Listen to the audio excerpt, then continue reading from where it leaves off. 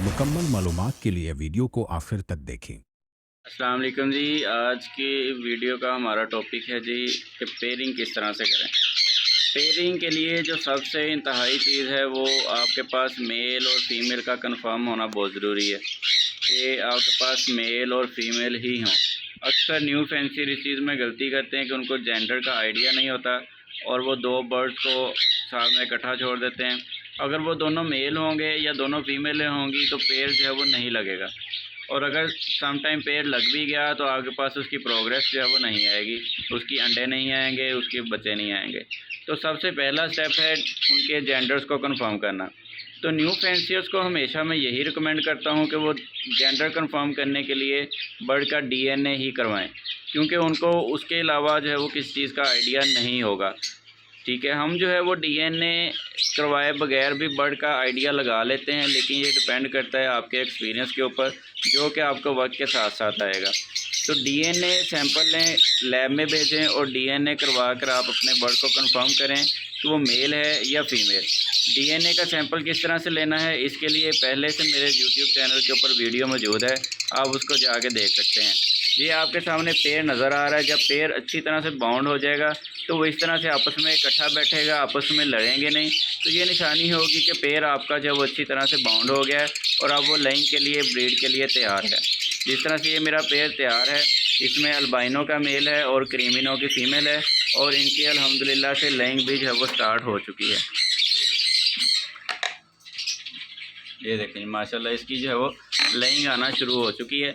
अब पेयर जब अगर आपका मेल भी कंफर्म है, फीमेल भी कंफर्म है, फिर भी कुछ पेयर जो है वो आसानी से नहीं लगते, वो आपस में लड़ते हैं। फीमेल जो है अग्रेसिव हो जाती है, मेल को मारती है, या मेल जब कुछ ज़्यादा ही फीमेल से डरना शुरू कर देता है और वो पेयर बाउंड नहीं होता। तो उसके लिए जो मैं एक तरीका आजमाता हूँ वो मैं आपको बता देता हूँ कि इस तरह से एक आपने सिंगल केज लेना है, उसके अंदर एक ये स्टिक लगानी है सिंगल वाली। ठीक है जी, सिंगल वाली स्टिक लगा के जो पेयर बाउंड नहीं हो रहा उसको आपने इस केज के अंदर जो वो अकेला छोड़ के किसी सेपरेट जगह पर रख देना है, और कोशिश करनी है कि बर्ड रूम के अंदर भी ना रखें, उसको कहीं और ले जाएं, नीचे अपने घर में ले जाएं। ठीक है, अपने बेडरूम में ले जाएं या इस ऐसी जगह पे रख दें जहाँ पे बच्चों का आना जाना, बड़ों का आना जाना लगा रहता हो, ताकि बर्ड डर के जब वो एक ही स्टिक के ऊपर इकट्ठा हो उनको मजबूरन बैठना पड़े। जब वो मजबूरन इकट्ठा आपस में डर के बैठेंगे तो उनका एक दूसरे के ऊपर एतमाद बढ़ेगा। ठीक है, उनकी जो आपस में फ़ाइटिंग है, या फीमेल ज़्यादा जो मारती है मेल को या मेल डरता है, ठीक है, उनका वो डर ख़त्म हो जाएगा और वो पेयर जल्दी बाउंड हो जाएगा।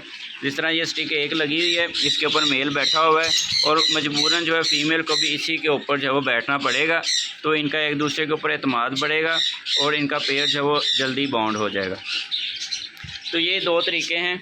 एक तो सबसे पहला आपके पास जो है वो मेल फीमेल का कंफर्म होना इंतहाई ज़रूरी है।